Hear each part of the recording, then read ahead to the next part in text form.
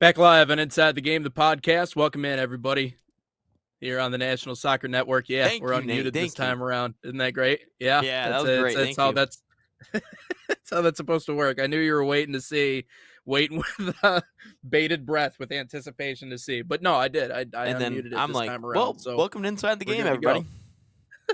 That's typically how it's been going. Welcome back in, though. How's your weekend? It was good. I was just telling you a little about it before about how crazy the weather was Saturday, and it's gonna get even crazier, but in the right direction this week. So I'm pretty excited for that coming up this weekend. Yeah. My goodness, it's gonna get real hot over the weekend, and I'm getting everything ready for what summer sports are gonna be. I'm actually submitting the media guide today for minor league baseball and everything. So that's kind of my official notice. I mean, obviously once pitchers and catchers report, that's where it like kind of starts to Become really real. feel like, okay, yeah, like we're getting back to summertime. But obviously for me, getting all the paperwork done and signing all the things and get ready, and that'll be the part. And I think, and I have a sneaking suspicion, but I think that either opening day or maybe that first week that we're at home, we're probably going to get our rings, Oh, and we'll be able sweet. to do the whole ring ceremony and everything. So Can you that's bring my it on the hope. show That's when you get it? yeah. I'll bring it on the show. And what championship rings now, like they're all just gaudy as hell. Like They're they're all huge. it's probably the size of like three of my fingers. So I'll have to see just how big it is. But have you ever gotten a big like championship ring, or do you like have like a class ring or anything like that? Nothing. Nothing. We never Nothing. had a class ring. I mean that could have been also 2021, so maybe that was a whole COVID thing. They just like completely forgot about it. But no, I wasn't lucky enough to win a state championship in anything. So no, I can't. I didn't play college sports, obviously. So yeah, no, Yeah. I don't have Yeah. a championship ring. Hopefully one day I can be a broadcaster for a team that wins a championship and does that. So, but yeah, no, I do Yeah. not have a. I've never seen. I've seen a couple. Because my cousin has won a couple competitive cheer state championships, which is weird. Mm. Like her high school has won like 14 out of the last like 17 Division 1 state championships in the state of Michigan for competitive cheer, which is weird. Wow. I think when she was there, I think they won like 9 straight. And then my cousin played football at De La Salle, and he won 2 state championships. So I've seen his. So I've only been a looker. I've never actually. I guess I shouldn't have said that. That could have been clipped for a bad thing. But I've only actually seen them, I should say. He's only a peeker, guys. Don't worry. Exactly. Let's let's move forward with this. Getting into our show here today. Welcome back in for another week, by the way, episode 240 here on Inside the Game. We got a couple of different people coming up here in the show. Here in hour number one, Anthony Limbrick of Loudon FC is going to be joining us. He got to talk with us a little bit about what's going on with their side as they get ramped up for the season. And fascinating story with that guy, because he born in Australia but really grew up and came up in the English game. He was in England for a long time in his career and actually got to coach alongside, again, someone we talk about every day here on the show, and that's Mauricio Pochettino. So we're going to get a look inside of his mindset and what that team's doing leading up to the season. Also got Atletico Dallas head coach Peter Luccine, I believe is what it is, on tomorrow. So we will have him on, and again, continuing our look around the USL as they get ramped up for their season. We're also going to be talking a little Horizon League as well, their tournament getting underway. So Oakland U, who is, to those who don't know who Oakland University is, they are famously known for the team that beat Kentucky in the March Madness with the only Jack Golke. So they're getting their conference tournament underway. So we're going to talk a lot about that as well. But one of the fun things about you had this topic on here. Now, is this Olympics or is this you talking about soccer international breaks, USA players returning to their teams? Or was that Uh, already that was already left over from the yeah, last show, I believe? that was Oh, you with okay. the USA Olympics hockey team. That's That's what it what it is. was. But no, I will say this, which was really cool. When Anthony was actually at Southampton, as a part of the academy, that was when like OG Southampton was like really good. Ricky Lambert, Yeah. Adam Lallana, Luke Shaw, Nathaniel Klein, Sadio Mane. I forgot to ask about Sadio Mane. God.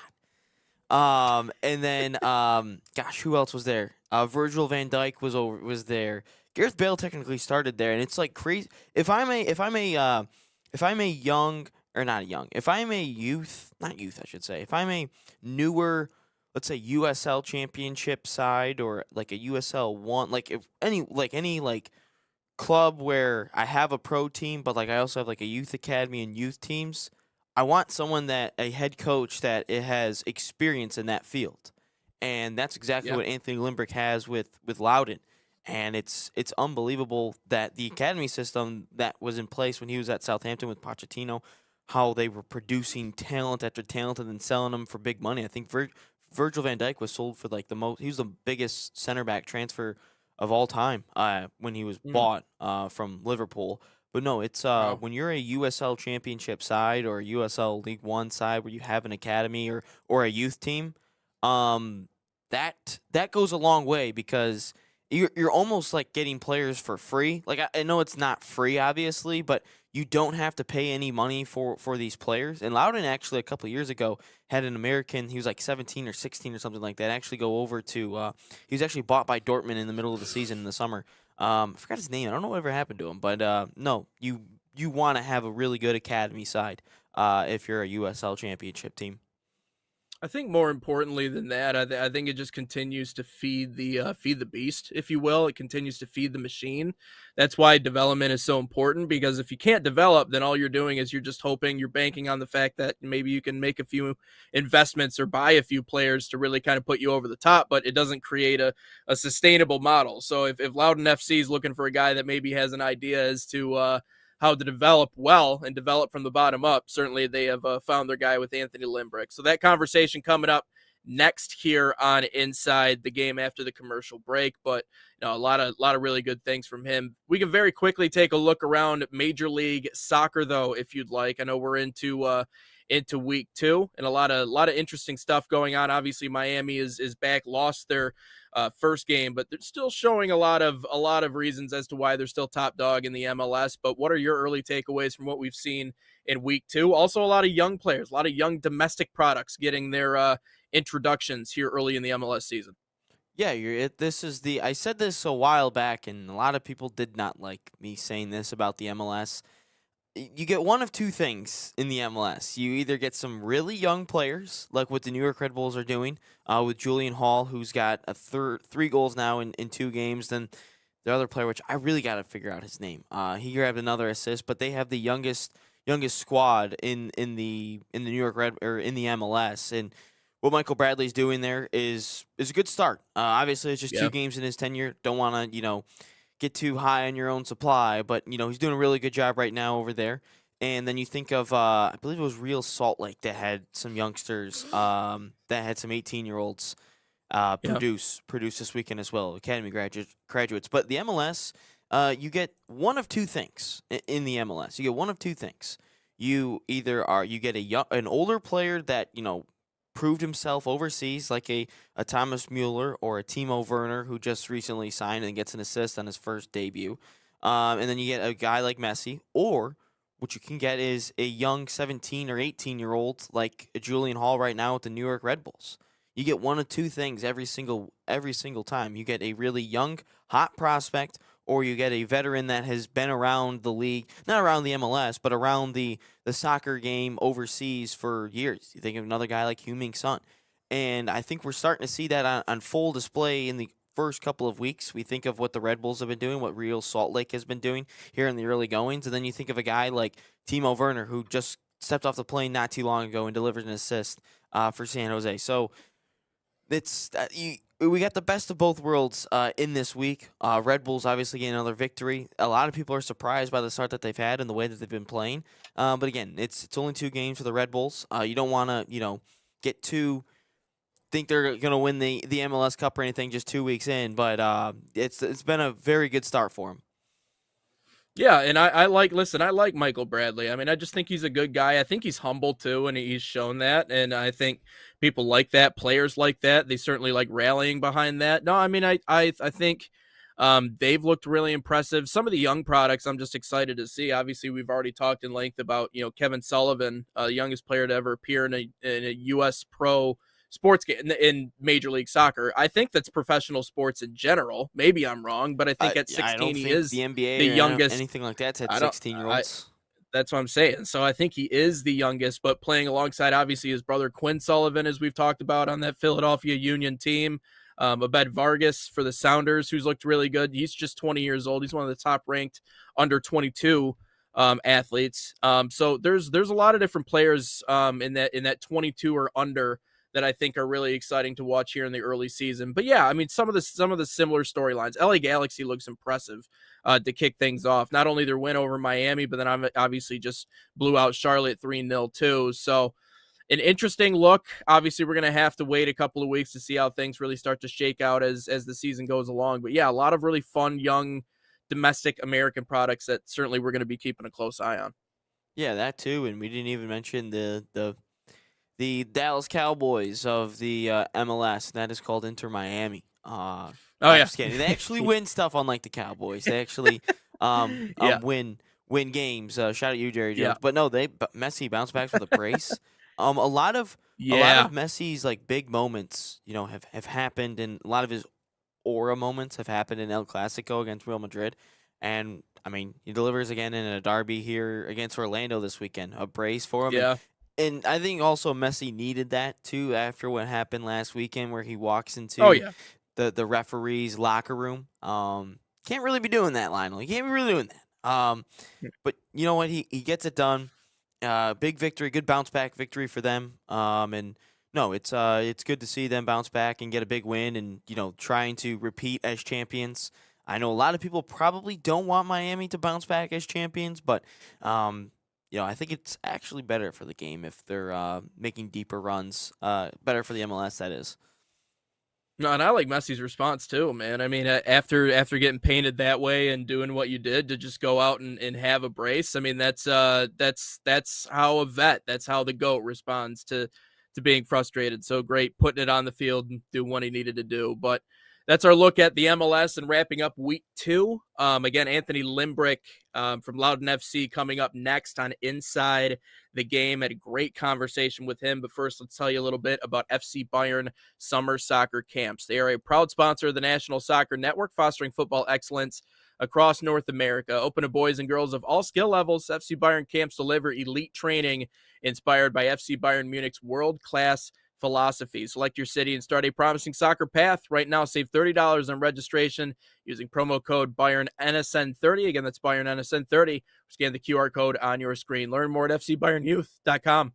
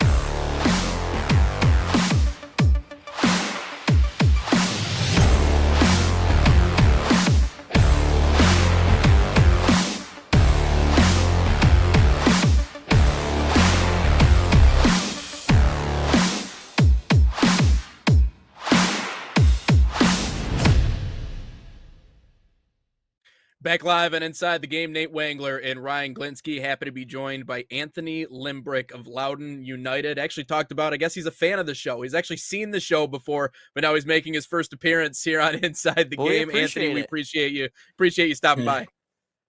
Nah, thank you. Thanks for having me. Really appreciate it. And yeah, I've seen it before, so was excited when you invite me on. So thank you. Well, thank you for listening.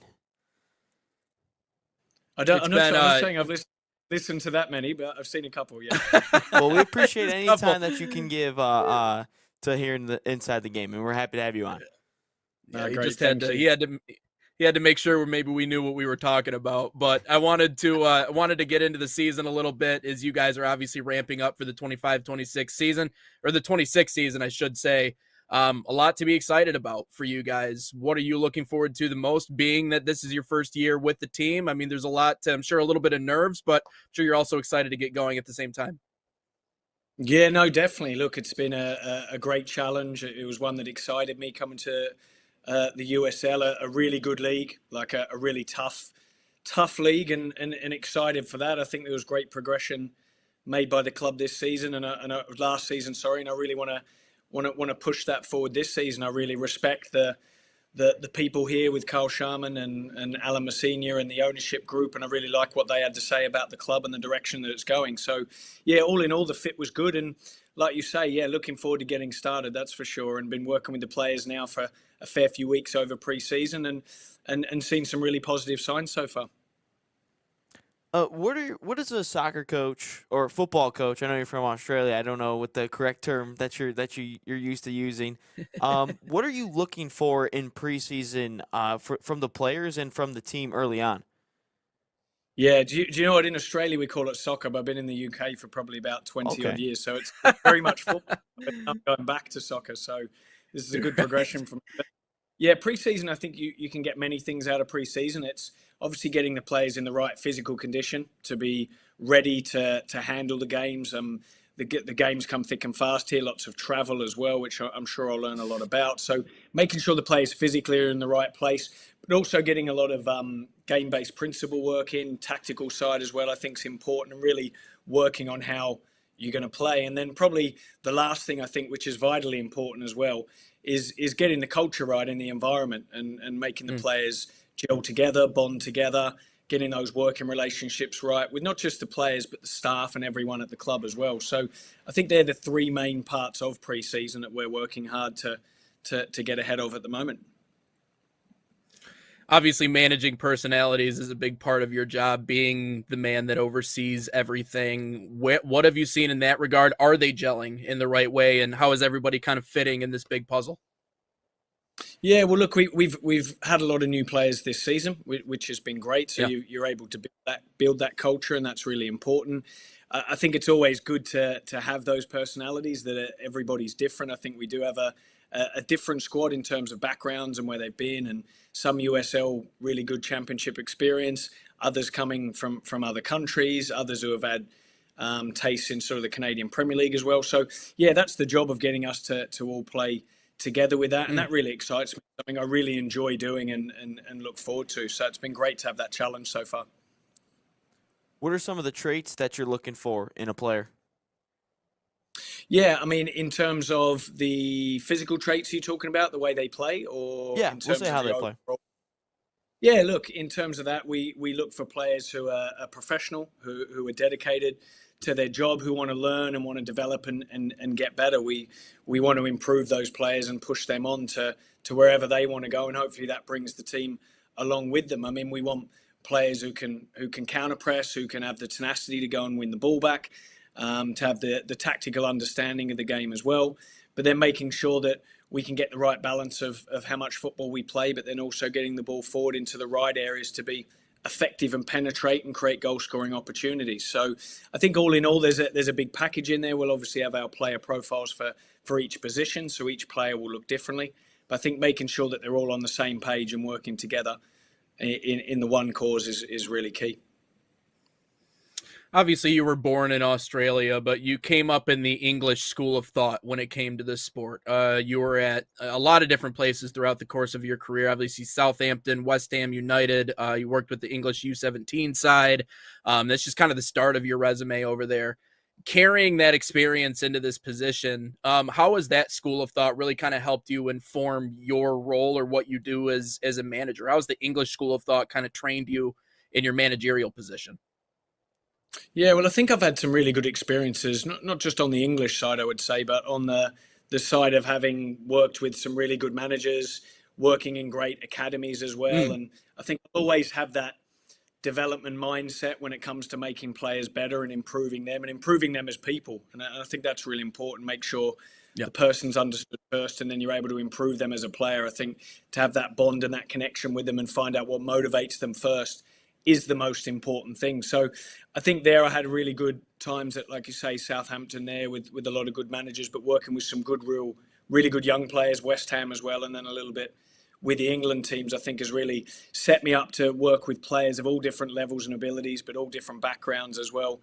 And I think that will really help me in this job. I mean, a manager once said to me, it's not my saying, but once you're a developer, you're always a developer. And I think that's really true, whether you're working with players, old players, whatever the age or experience they have. I really like the development side and making them better, which I firmly believe if you make everyone better in your team, therefore the team performs better and then gives you more chance to win games, because that's what it will be about.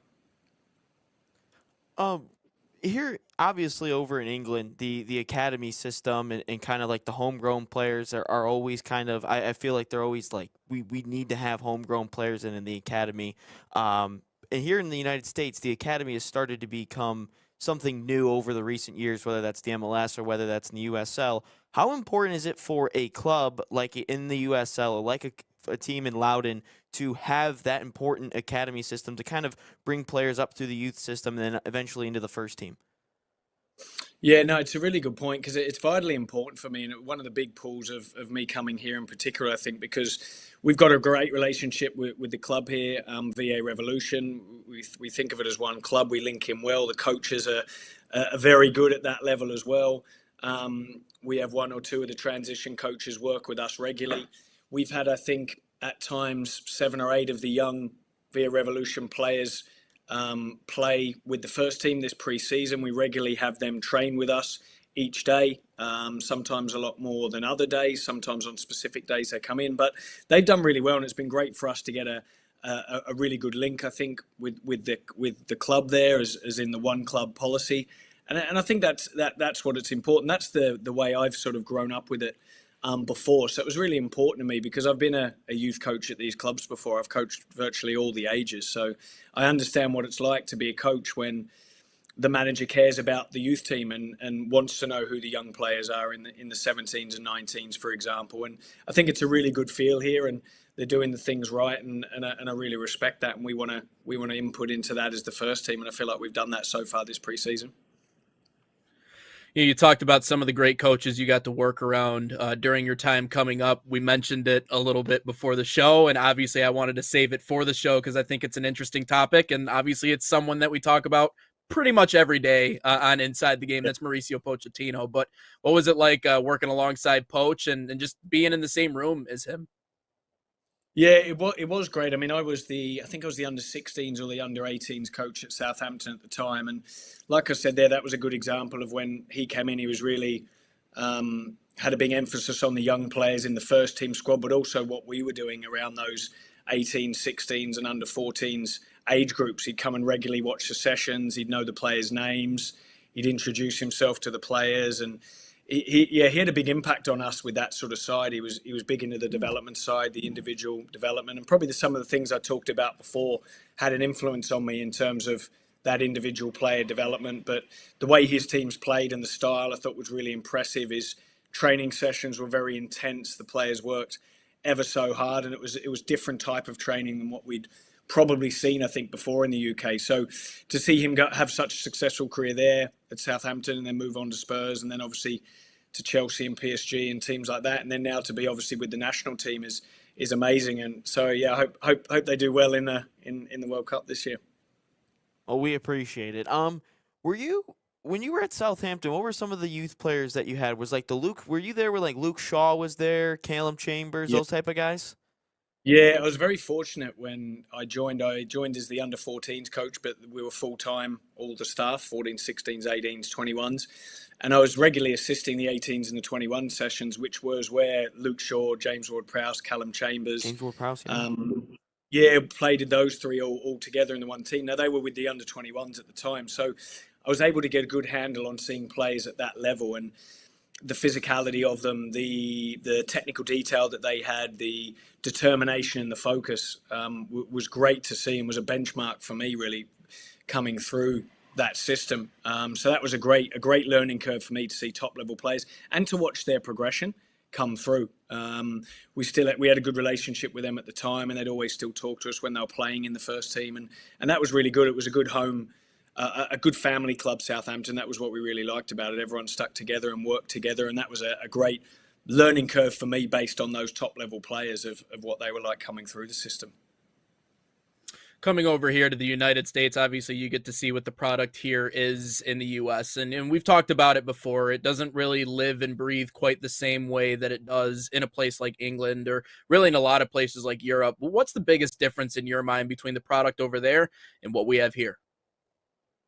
Yeah, I mean, one thing I would say is I've been really impressed with the individual level of the players. It's been great to see them up close. I've obviously watched a lot of games and watched every single game back from last season, so I'm very clear on this team. I'm still learning the USL level and other teams as well. That's why we've got really good staff members here with good experience in the USL Championship. But I've been really impressed so far, I must say, with the players, with their detail, with their technical ability and physical as well. So yeah, I've been really impressed. I'm looking forward to seeing more teams up close. We've played 2 USL teams so far pre-season and been impressed with the coaches and the styles and the technical detail and tactical that they've had. So yeah, I've only got good things to say about it so far, and really looking forward to getting the season going and having that challenge in a really tough league with good coaches. So I'm excited about that. Well, Coach, I just want to warn you, if you ever make it to Keyworth Stadium in Detroit City FC, the touchline is like 3 feet wide. So might have to be a little bit careful about that one. I don't know if you saw the videos a little bit as it was going on. I did watch that. Yeah, I've watched that game. Yeah, I watched that game last season when the team played there. Like, I watched it back, and I did notice, it was like right on top of the pitch. Yeah, not much room there. And don't give up a goal or else you won't be able to see anything, because then they do all the smoke bombs and everything. It goes all over the place. So just a wild place. Yeah, there looks some great stadiums and some good atmospheres. So I'm looking forward to that. So what ultimately got you to Loudoun? How did you really buy in? Did it feel like home right away? How did you make that decision to come to Loudoun? Yeah, I must admit I had, when I spoke to the people here and spoke to the ownership group, spoke to Alan Messina and Carl Sharman. I was really impressed with the vision and where they wanted to go with the club. I think that was really key for me, and being able to link in with what we were talking about before with the young players and the youth and the success the club had last season, I think, which also sets us up for this season. And yeah, I think there's good people here. I really do, from the front office staff to the football staff that we've got here. The people really care and they work hard and they want the club to do well, and everyone's invested in the club. And that was really important to me, that my next project and the next thing that I wanted to really buy into as well was a people first approach. And that's what it really is here. So that's really impressive so far, and has been like that since I've been here over the last 4 or 5 weeks. So yeah, that was really important to me, and the big point of me coming. You know, we got to chat with Alan McCann a little bit of the Colorado Switchbacks here on Inside the Game, and he talked about the importance of the community, and sometimes it's the community showing up for the club, sure, but it's also the club showing up for the community. You know, it's a relationship that really cuts both ways in a lot of ways. You have one of the stadiums with the lowest seating capacities at 5,000, but that's not necessarily a bad thing, because 5,000 people can still be really loud if they're all screaming at full throat. What have you gotten to see in terms of, are you excited about the environment? What have you heard about the community and how they've responded to the club? Yeah, well, I mean, it's been great so far, just sort of being in and around the training ground here where we train, meeting some of the fans that have been in and around here, but then also seeing them out in the local areas as well. And amazing how many fans I've run into during my time here already. And that's really excited me. Very, very hardcore, dedicated fans, know their stuff when it comes to football, really passionate about the team and want the team to do well. And that's the big key for it. So yeah, I agree. I think community is extremely important at any club, but I think particularly here at Loudoun, it's going to be really important. So I can't wait to meet those fans come that opening home game of the season. Very much looking forward to that and getting that feel and that energy and that positivity around the place, and hopefully we can have a good season. Coach, yesterday you just signed Marcos Diaz. What makes him so special? Yeah, look, I think he's a really exciting forward. I think he can play anywhere across the forward line. We've seen him play numerous positions up there, whether that being a front three, a front two. He can play up front with a pair as a striker as well. He's got good movement. He's a runner, and he looks to score goals, and his movement's good. So, yeah, we've worked with him closely now. And he's good player, hungry and wants to do well, and I think he adds well to our attacking options that we have here. Talked about you had a couple of games, obviously leading up to the start of the season. Narrow loss for you guys the last time out, but you have gotten a win. What are your biggest takeaways from those two matchups, the last two you guys have had? Yeah, I think it's progression, slow progression, which has been important. I think there's still plenty that we need to work on. We've highlighted those areas and we're really working hard on them specifically. And I think that's the key in pre-season. You're not peaking for any of those games or not necessarily trying to get the wins. The competition's important and you want to win every game, of course. But I think the build-up and the lead-up to all the consecutive weeks of work and training and putting a process in place then leads you to get ready for that first game of the season, then also to build and grow as the season goes on here with the structure of the playoffs and whatnot. So, yes, slow progression, I would say, has been good, but plenty more work to do before that first game of the season. Coach, if there's a message that you want the Loudoun United fans to know that every single time, regardless of the opponent, that the Loudoun team, the first team, the starting 11, the bench, this is how they're going to play. This is the message that you want to send to the other team and to the fans and everyone around USL Championship. What's that message? Yeah, well, for me, I think it's really important that we just don't expect the fans to support us. We need to do something in the game and start the game bright, start on the front foot and be aggressive both sides of the ball and make sure that we get them off their feet, so to speak, and make sure that they're really enjoying and getting on board with what we're doing. And that's down to us to do that. So you'll always have a team that fights here. You'll always have a team that works extremely hard, that cares for the badge and cares for those fans and understands what a privileged position that we are in. And yeah, I'm really looking forward to meeting a lot of those fans. I know a lot of the players are as well and the new players too. So excited to start the season. Well, Coach, I think Ryan's got one more question for you. We know we got the biggest tournament coming up here in the United States, the World Cup, here in a handful of months. Ryan, I'll let you take that one away. So, Coach, every single day, right around this time, actually, we drop a video of best World Cup moments every single day. It's just a countdown to the final days. I think we're at like 104, 103. Now, I don't know the exact number. But what is the best World Cup moment that you've ever witnessed? Yeah, okay, yeah, cool. That's a good question. You've caught me off guard there. I like it. I'd probably say for myself, growing up in Australia, I'd always supported the Australian national team. I think it'd have to be one of Tim Cahill's goals. I think he had a volley in the World Cup, which was just unbelievable. 2014, I remember that one. Yeah, it was an unbelievable strike. I remember where I was and what we were doing during that time. That was amazing. But then also as well, I think many years ago, and it wasn't actually in the World Cup, it was to qualify for the World Cup. Australia had tried many years to do it, and they'd always have to have a playoff game against one of the South American teams. I think we won on a penalty shootout against Uruguay. John Aloisi scored that goal, and that was a big relief, I think, for the whole country, because that got them into the the second World Cup for a very long time. So probably those two moments are the two that stick out. I'm not sure there'd be many people who would remember both of those, but for me personally, they were great moments. Yeah. Yeah, I remember Tim Cahill. He was a legend. Wasn't he Everton for a long time? Yeah. That's right. Yeah, come through at Millwall and then played for Everton for a long time. Yeah. Well, we hope you don't get another one of those moments this year because we know who's in your group. It's the United States. Have your moment against someone else. I don't know. Just don't have it against us. Right. But thank you so much, Anthony Limbrick, for stopping by Inside the Game. No, thank you. Really appreciate it. Thank you. Experience the thrill of the game like never before with NSN's Game Rewind. Dive into full match commentaries enhanced with cutting-edge dynamic graphics, letting you relive the highs and lows of your favorite matches in astonishing detail. Whether it's a championship win or a legendary play, NSN Game Rewind bridges the past and future with a broadcast experience designed to captivate. Call 586-304-4405 and start watching today.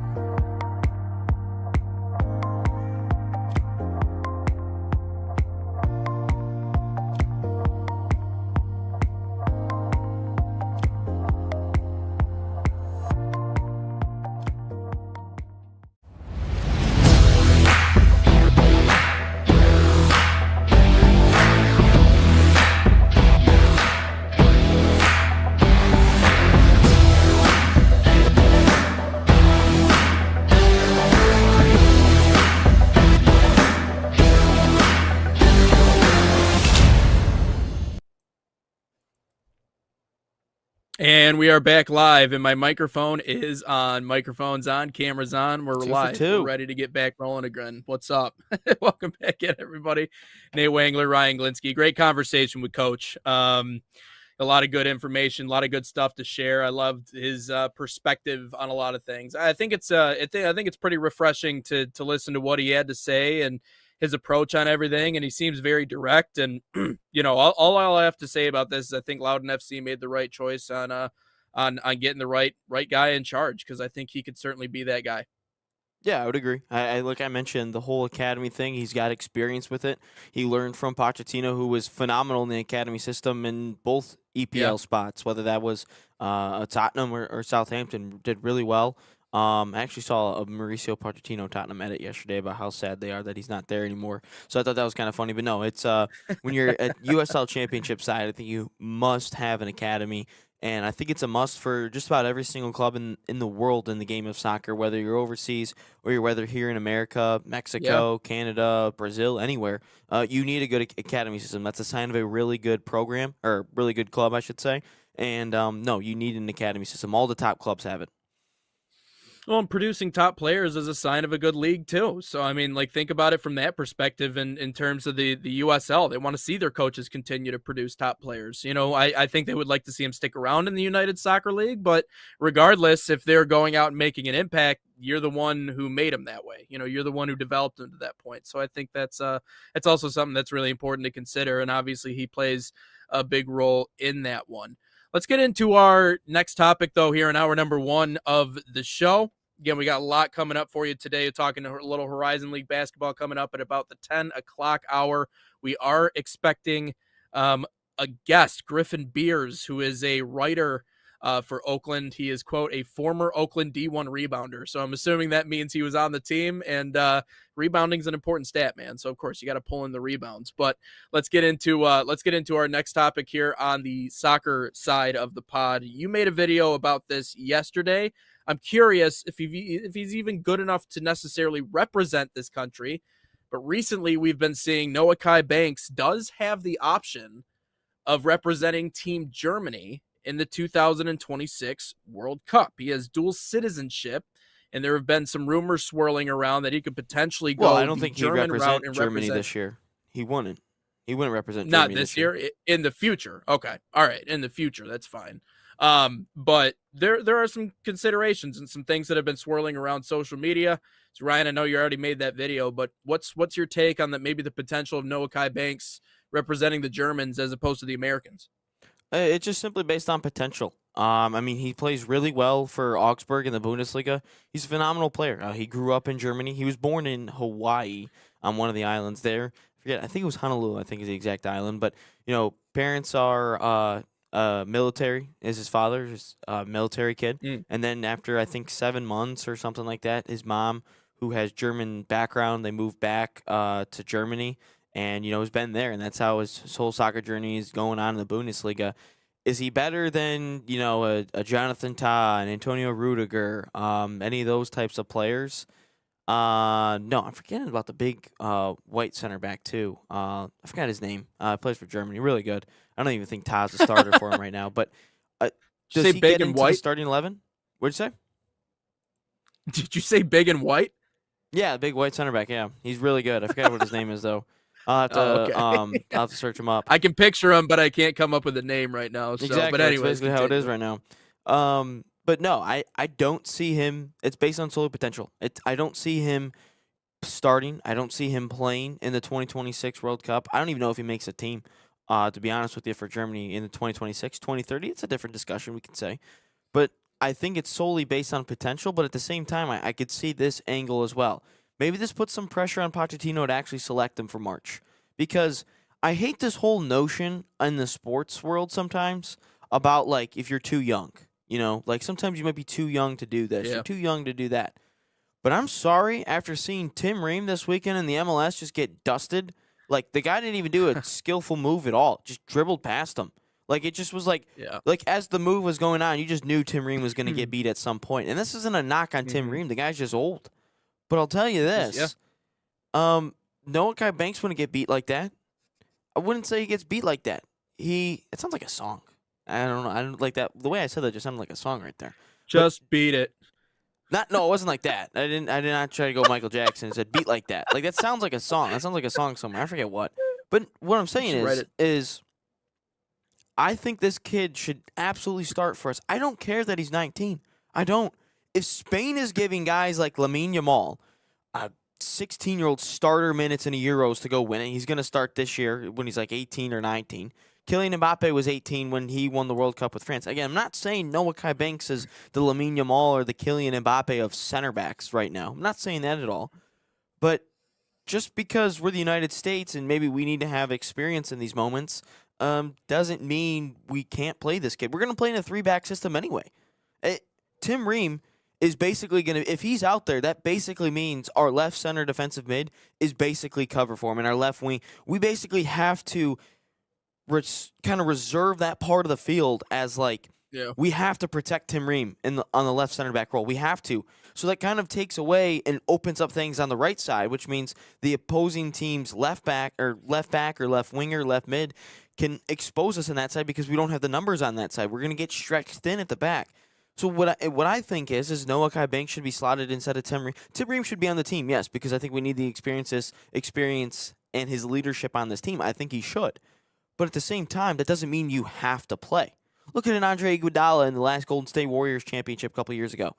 He was on the team. He wasn't playing. He was just mentoring Andrew Wiggins. So why can't Tim Ream do that with Noah Kai Banks? Or maybe Noah Kai Banks is like, F you, dude. You didn't do anything in the league for all I know. Yeah. Maybe he says that. But I don't think Noah Kai Banks is that type of person. But you start him alongside Chris Richards and then the other center back, I don't know who it is, but I got this gut feeling that we're going to start Tim Ream. We're just going to get exposed. But I think this whole notion is either one of two things. Germany just sees the kid's potential, and they want him potentially for 2028 Euros, 2030 World Cup, or 2032 Euros. Or he just wants to put pressure on Pochettino to actually select him for March. That's why he must be in the squad here in a couple of weeks. I think we're just under a month until the March friendlies. But no, this kid has got to be on the roster because we can't afford to lose him. Because you're telling me, if we have a center back, maybe we can somehow go back to a 4 at the back. If we have a center back partnership of Chris Richards and Noah Kai Banks for the next 10 years, I am happy with that, barring injury for some of these windows. But if I have a center back partnership of Chris Richards and Noah Kai Banks, I love that. That's a massive upgrade. I can build on that for 10 years. Because some of these coaches in the USL Championship interviews have always talked about the spine of the team. Well, the center back is the spine of the team. You got to go the center back to the center defensive mid to the center attacking mid to the striker. That's the spine of the team. And if you have two solid center backs, history has told us that you got a very good chance of winning games, going far in tournaments. And I'm not saying Chris Richards and Noah Kai Banks is going to be some unbelievable center back partnership like Chiellini or Bonucci for Italy or Gabriel and Saliba for my Arsenal. I'm not saying that. But for CONCACAF and for the men's national team, and especially if we want to start knocking off these teams, it's a hell of a start. Yeah, 100% is. And here's the part that I love about what you're saying with giving him minutes and giving him that call up and putting pressure on him, which I could see that being the case. Now, to be as young as he is, to be that smart as to put pressure on Mauricio Pochettino by going, hey, I might go the other way. Brilliant if he did. Maybe it was his agent. Maybe it was someone else that gave him that idea. But I like it, and here's why. The reason why you always see sometimes international teams maybe go younger, and I like the idea of going younger, is because, number one, he has all the tools. He has the skill set. I already said on social media that the kid's a freak. But I think more than anything else, there's a certain fearlessness that comes with being that young and being in a situation like that, and the durability and the physicality and just the legs to be able to hold up over that span of time against sides that are going to essentially pelt you. Like they're gonna wear you down. You need to be able to have the legs to hang with those teams. And so you're right. The veteran leadership of someone like Tim Ream, but also the youthfulness, the energy, and the promise of someone like Noah Kai Banks. You have to, as a manager, have that level of trust in you that he's going to be able to go out and do what he needs to do, and that you can trust him in big time spots. Because if you can't, then again, you're going to lose him. And so the other side of the coin when it comes to this conversation is when it comes to he's kind of torn on where he wants to represent. And he talks about that in the ESPN article. He goes, I have allegiances in both places. Like, this is not an easy decision for me. it reminds me of, talk about a Red Wings legend in Brett Hull. The kid was born in Canada.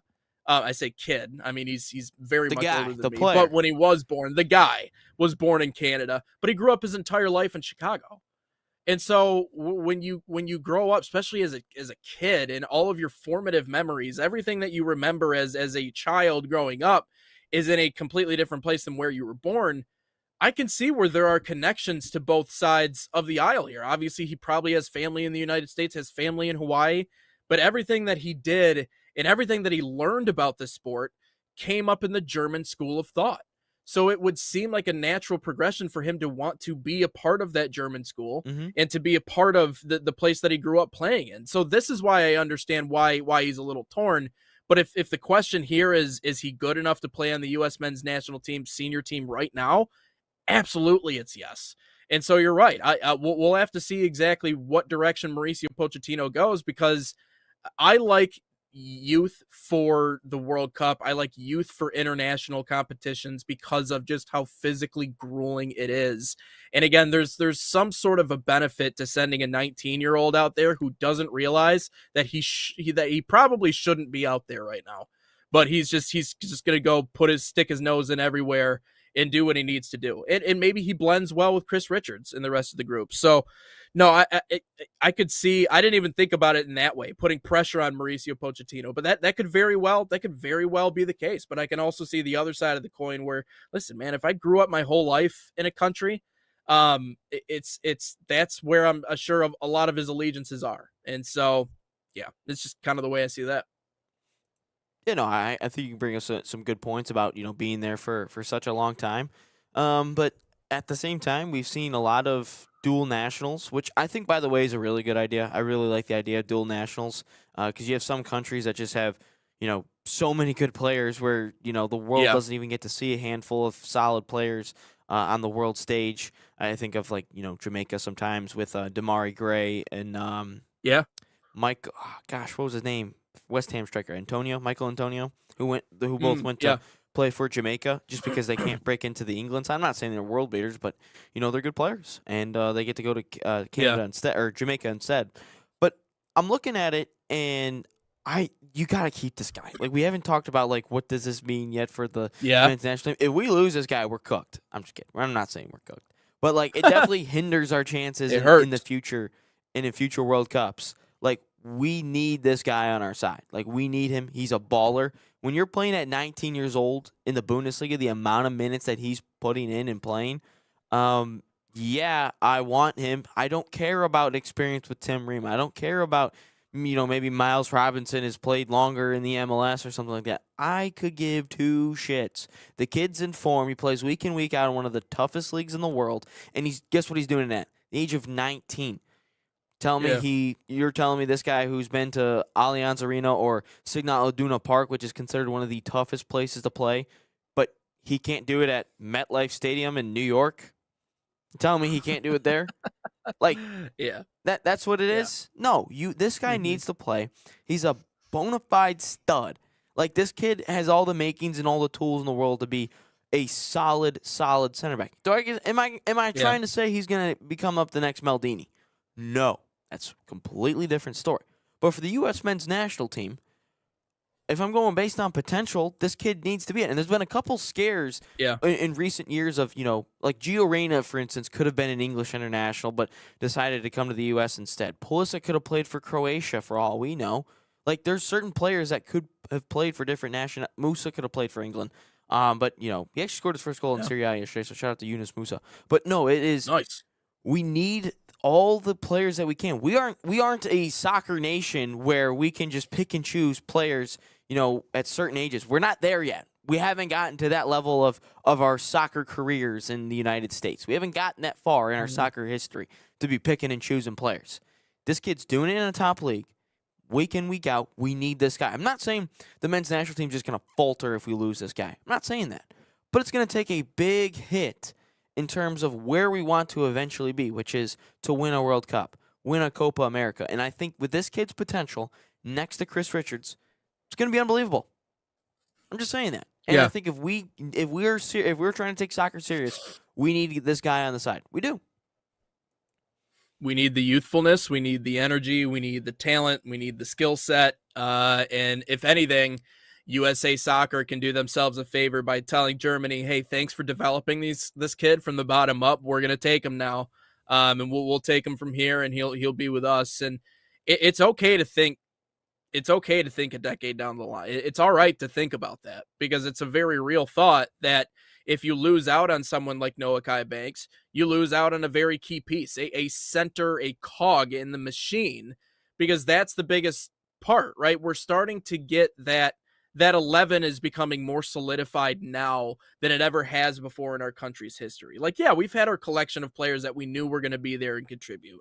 The Dempseys, the Donovans, the Howards, like we knew we were going to get those guys. And even now, yeah, we got a collection of guys that we're pretty confident are our guys, the guys. You know, you could say Adams and Pulisic and Balogun, but as that group continues to develop in season, Weston McKennie, as that group continues to develop in season, we're getting a better understanding of who our actual 11 is. And I don't think Noah Kai Banks, if he's not right there right now, he's not far off from being another one of those guys, like the guys for us. So no, there's so much to love about his skill set and what he does, and it didn't even cross my mind that he could potentially go the route of representing Germany until it was recently brought up. And if Mauricio Pochettino is anything like the remainder of U.S. men's national team fans, I'm sure he probably has been thinking about that the last couple of days. Like, oh, you know, I didn't even think about that. Like that's a very real thing. So, and the other thing is too, Ryan, is that this window leading up to the World Cup, this is the time where, like, if he goes out and he falls flat on his face, well, then so be it. Then we revisit it in a little bit. But what if not? You know, what if you put him out there and he does do really well? What if he goes out there and he does make a special play, or he does prove that he can hang, even if it's not necessarily against the best options on the other side? Then you know what you have. Exactly. Not saying they don't already know what they have. I think they're pretty aware of what they have in Noah Kai Banks. But you gotta continue to give him calls, and you just have to let him know that you see him, you see his potential, and he's gonna be one of your guys, one of your main guys moving forward, not just another one on the roster.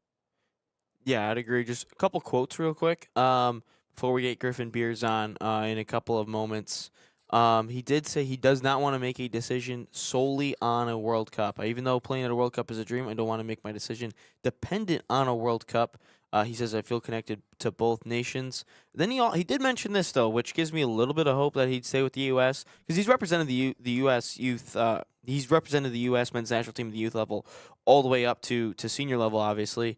He says, I really enjoyed the camp, to be honest, because I thought as a young guy maybe I would get treated differently. But the guys helped me get into the team and into the training sessions. It was incredible, to be honest. Also, the big guys like Pulisic and Tim Weah, we maybe don't expect it, but they've been great to me and helped me get into the side a little bit easier. So hopefully, maybe there's some recruiting going on. I know, like, everyone talks about how crazy recruitment is in college sports, college basketball, college football, to be specific. There's recruiting going on with dual nationals. It happens all the time. It's happened, since this has been allowed. And I'm all for dual nationals because unlike the NCAA, you just make one switch and you're done. You can't just be switching teams all the time.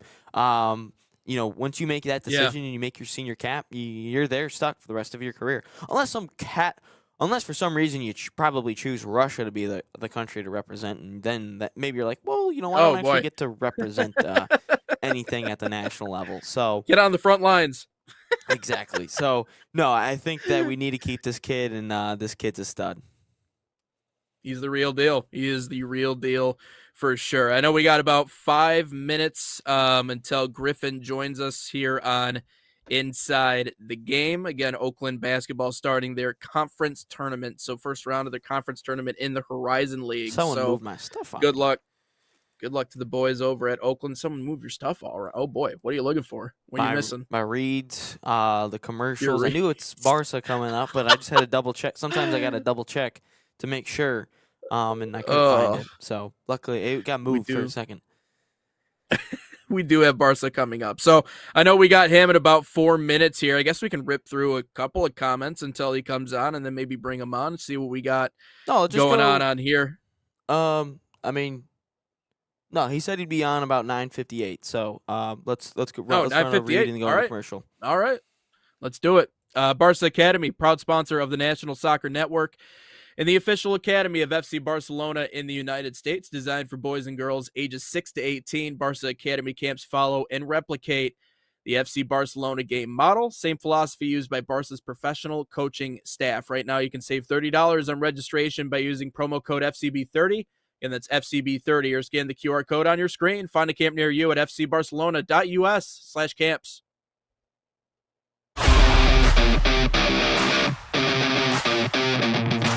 In Barca camp, I see my son grown on and off of the field.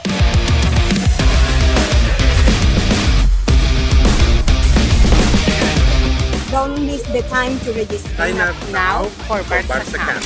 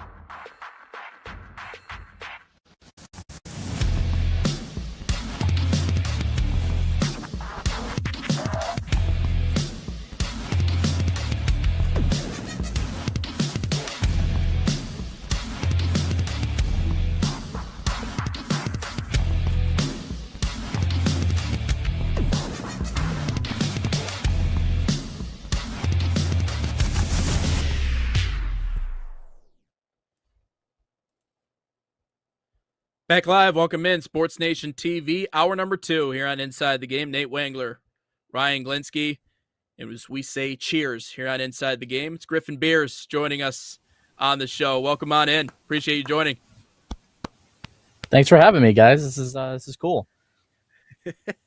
Now, I was reading your bio. First of all, I got to ask, your brother Gideon in his podcast that he does, I believe it's the 2 Point Show or the 2 Point Pod. That's I was right, on yep. that, I think I believe a month ago talking to him. So that's 2 beers now in the last couple of months. So I'm happy to have my second here That's all today. you've had in a Appreciate you month? stopping by. Dry January, Yeah, man. And need, now I'm getting back into it now about a month later after February. There's 6 of us in the family, so you need 4 more for the whole 6-pack. 4 more beers. Do you guys have like T-shirts about that by any chance? Like 6-pack of We beers? should. Yeah, We should really do more with it and try to monetize that a little bit. But That'd be yeah, sick. you'll never forget the name. Exactly. That's an idea for another show. Call it like the 6-pack or something. Have all of you guys There you in go. there all talking at the same time. That'd be There great. you go. 6-pack of beers. But we are getting ready for the Horizon League tournament getting underway. Should be an exciting one. Obviously a hotly contested one. Just get your overall thoughts on what you're expecting coming up, and obviously who's your favorite that's going to emerge from all this. Yeah, I think it's really interesting because you can make the case for probably 7 to 8 teams that could actually really make some noise and get down to the end of this thing. Obviously, you talk about the favorites. Wright State won the league by 2 games. And so that's obviously where you kind of have to start. But what's interesting about Wright State, it's really like strength in numbers. And sometimes, you kind of need like a star at the end of the game to go get you a basket or go win a game for you. So it'll be interesting to see how they kind of handle a tournament setting like that. They also have 2 freshmen that are in their top 6 guys. So Wow. I think they're kind of like an unknown, I guess, in how they're going to respond, but they've been really, really solid all year. And then I think the hottest team in the league is the 2 seed Robert Morris, who's really come on. They've had a couple guys that have really started to make shots. They're also the defending champs. Now, what does defending champs really mean in this era of college basketball? I think they only have one guy that was a player on that team, but obviously that means that the program's good, the coaching staff's good, and so they are definitely also a team to watch out for. And I think those 2 have kind of separated themselves late in the year as the top 2, but I think you can go the 3 seed down to the 7 seed, and even add the 9 seed Youngstown State in there as teams that can all win a game, 2, or maybe even more. Griffin, I feel like this is the only basketball tournament, I could be wrong, in Division I that you have home games. Like in the play-in and then the first round, you actually have home tournament games. Mm-hmm. How important is it to secure a home court advantage? And if there is there actually a massive advantage in that for these teams? There is definitely an advantage to having the home game. And I will say a lot of the smaller Division I conferences have home games and actually have home games all the way through. Oh, okay. I know that a lot of places don't trust like smaller fan bases to go travel to a neutral Makes site, sense. right? So you want to have that home atmosphere, and you know that your championship game is going to be on national TV. So a lot of those smaller conferences don't want 100 people in the middle of nowhere and have that be their showcase, right? They want this sold out stadium where everyone's going crazy. But yeah, it's definitely an emphasis at the beginning of the season for coaches. Like, hey, we want to be peaking at March. Our only goal is to be a top 5 seed, so we get a home game. And this year, there's also the bracket is really interesting if you look at it, because there's a play-in game, and then there's that first round, and then in between this round that's going to be played, the first round and the semifinals, there's like a second play-in game where the 2 worst remaining seeds have to play another game. So not only was the top 5 seed an emphasis to kind of get that home game, but a lot of coaches really were pushing, we got to be a top 3 seed so we can avoid that second play-in game. So I think you make a great point about home games are ultra important. There was a stat a couple years ago before the format changed. It was really just the top 4 got like a quarterfinal home game. And I think it was first 4 or 5 years that they went to that format, it was something like either 11 out of 12 or 15 out of 16 of the home teams won that quarterfinal game. Wow. So yeah, that's definitely a big emphasis. Yeah, and obviously home court advantage matters. I feel like in basketball more than any other sport, specifically college basketball. I wanted to talk about one of those top 5 teams you were mentioning, and that's the Grizz, Oakland. Greg Kampe, Tom Izzo's good friend, really tested this team in the non-conference. I feel like more than anybody else this season. Still one of the top scoring offenses, despite what was a rough stretch down the stretch here. What is your take on Oakland and what they're able to do going into the postseason? Are they battle tested? Yeah, before I get to that, I would like to say I popped in a little bit earlier, and I heard you tease me, and you read my bio as former Division I rebounder. That means I was a student manager. Okay. That makes sense. I didn't know. Okay. I thought I meant you played. That makes sense. The 5'7" guy who can jump about 10 inches high was not in the paint grabbing Division I rebounds, but yeah, I'll just clear that up for you. But I'm flattered that you saw my profile and were like, hey, that's a Division I basketball player. You should have made it say, like, you should have said, yeah, I played under Kampe this year. Like, you should have just went on with it. Exactly. Just rolled with it. Yeah, I wouldn't have like looked it up. Yeah, that's funny. But yeah, Oakland, for a lot of the season, they kind of looked like the team to beat, actually. They won 10 of their first 13 league games. I believe they were sitting at 10-3. And then the wheels kind of started coming off a little bit. They couldn't get stops. They couldn't score at a high of clip as they had been scoring at. And we have seen some signs of life in the last 3 games. They've won 2 of 3. They've scored into the 80s and 90s in a couple of those games. So kind of maybe starting to come back around, but it'll be interesting to see what kind of Oakland team shows up, because this team that played Michigan State tough, played Purdue tough, won all those Horizon League games, is in there somewhere and is very dangerous. So if they show up, they are definitely a team that can get to the end. I like how you didn't mention they played Michigan tough, because they didn't. Just saying. I like They did that not. But I want to talk to you about UAD real quick. They, of course, beat Oakland on Saturday, which I think – I forgot the exact number, but it was like 20 out of like 26 times or something like that Oakland has beaten UAD. Yep. I think that's what Neil said. Yes. But they are a 3 seed this year. And I found the bracket for you, so I'll put it up on the screen here in a little bit. But how in the world did this happen with U of D? They're a 3 seed. It felt like a couple years ago they were like they didn't win a game. Then you had the one guy storm the court. Like there was one fan that stormed the court after the first victory. Like what has that turnaround been like for U of D? Yeah, that's a great video, by the way. If someone out there hasn't seen that. But yeah, it's so Mark Montgomery is their head coach. He took over last season, and he has really put in emphasis on recruiting Michigan kids and recruiting high schoolers, which is a lot of coaches are not doing nowadays. And he's been getting those guys in there. And if you look at their roster, you look at their top contributors, they are almost all from the state of Michigan, which means that you look at like the Oakland-Detroit game in particular, like that means something to them. Like they grew up around this rivalry. They know what it's about. They know that it's a big deal. And so they could go into a game like that and play with the intensity that it needs and win a game like that. And I think you've seen them grow as a team a ton. You've seen a lot of guys step up over the course of the year. 2 Michigan guys, TJ Nadeau, who went to Detroit Catholic Central, and Tyler Spratt, who went to North Farmington, are 2 guys that have really stepped up and been huge contributors down the stretch.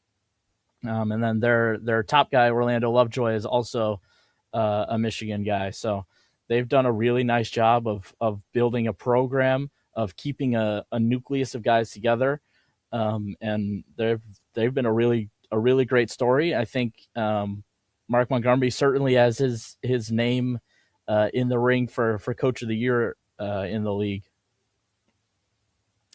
It is another fascinating, and really this top 5 is just across the line. You look at all the teams. The 2 that stand out the most is in terms of the biggest shocks, obviously, as Ryan just said, UDM, but you can't ignore our good buddy Doug Gottlieb over at Green Bay and what they've done from just a season ago. I mean, his freakouts are great social media moments, but you can't say he's a bad basketball coach because clearly he's done pretty well. I mean, you have 4 different players right now that are averaging double figures, make up about 70% of the team scoring. I think the one alarming thing about Green Bay is they don't have much of a bench. I feel like they're not the deepest team in the league. They rely on a small group of guys to get the majority of their scoring and their offensive output. Do they have the legs to be able to make a run, not only in the conference, but in the dance if they get there? Or what is your takeaway from what Green Bay has done this year? To make a run, sure. To get over the finish line and win the whole thing, I would be skeptical of that. But I was also skeptical that they could be out of the bottom 2 or 3 in the league this year. Yeah. That's so. And now they're the 5 seed and have a home team, or a home game. So, that's another team that a lot like Detroit Mercy actually that has been able to retain their top guys and grow in year 2 and get better.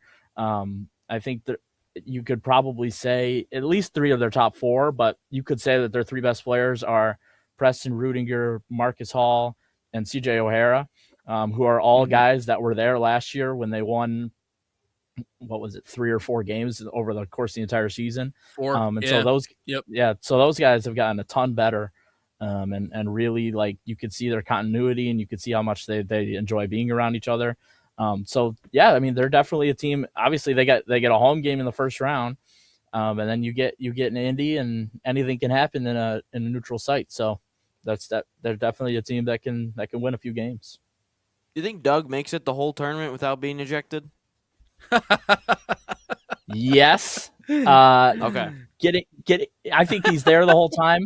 Not getting a tech, we'll have to see. Okay. But I think he's smart enough to get it under control after one tech in March Madness. So if there's a team from the Horizon League that you think could win a game, maybe 2 in the big dance, like Oakland did a couple of years ago against Kentucky, what what team or teams do you think could win a game or two in the Big Dance?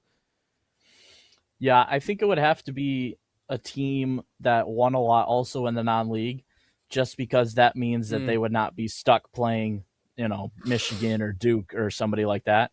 So I think Robert Morris or Wright State are teams that I've seen projected as 15 seeds. And actually, we saw Robert Morris last year as a 15 seed.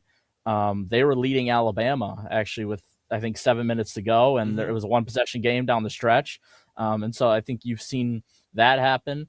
And then actually the Horizon League is on a pretty good run of good showings in the tournament, because you had Robert Morris, you had Oakland a couple years ago, obviously, and the year before that you had Northern Kentucky, who was a 16 seed, who was in a dogfight with number 1 seed Houston, actually, down the stretch.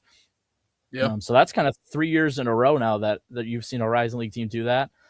So I think Wright State, Robert Morris, and then I'll throw Oakland in there too, just because they've been there and they've seen it, and they're not going to be intimidated by any size that they see after seeing the non-league stretch that they saw.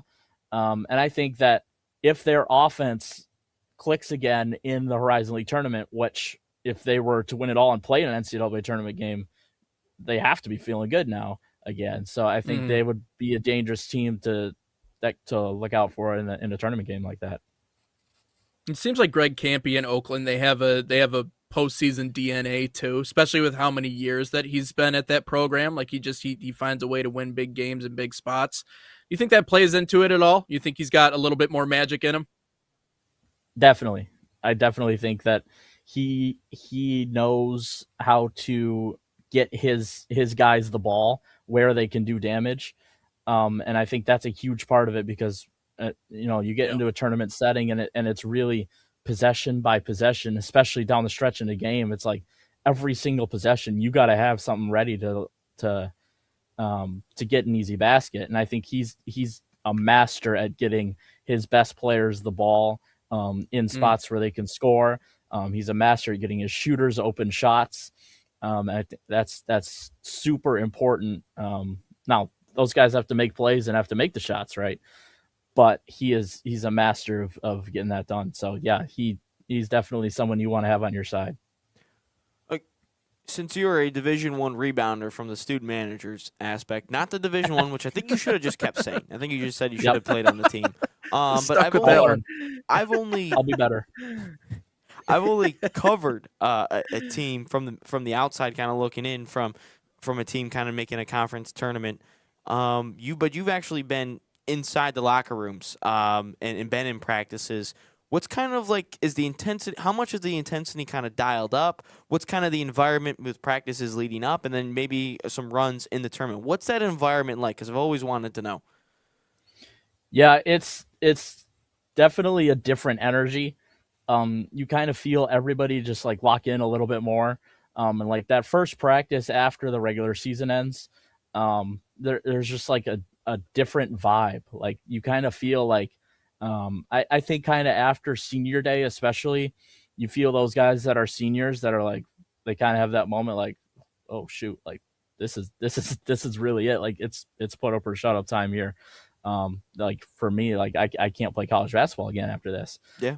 So you really feel the intensity in practice, like go up, even like just around the hallway and stuff. Like everyone's so locked in about what they're doing. Oakland is a place where, as they get later into the season, practices get way shorter. So it's not more of like try to perfect everything, and go have 3-hour practices at Oakland. But it's more of just like let's have high energy, let's have high intensity, let's really get the vibes going right, so we can be feeling good. Like we've done our work over the course of the season. There's nothing more that we can really do to like improve a ton right now. It's just we gotta be feeling good and we gotta go make plays. So yeah, it's a cool thing to be around, definitely.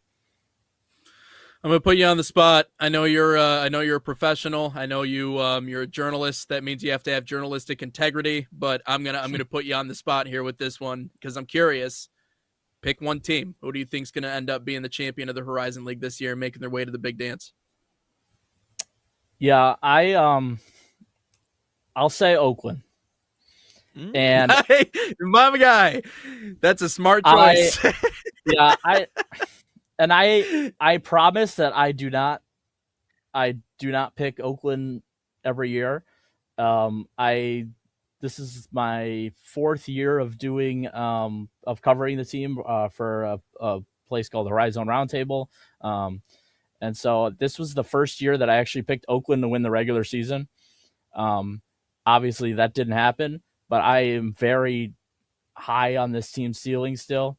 And I think that once they get into this setting, I think you saw like during that losing streak and in games that they lost, I think a lot of it, and maybe it's not the sign of a great team that can just flip the switch, but I think a lot of it was like they kind of get bored on some possessions.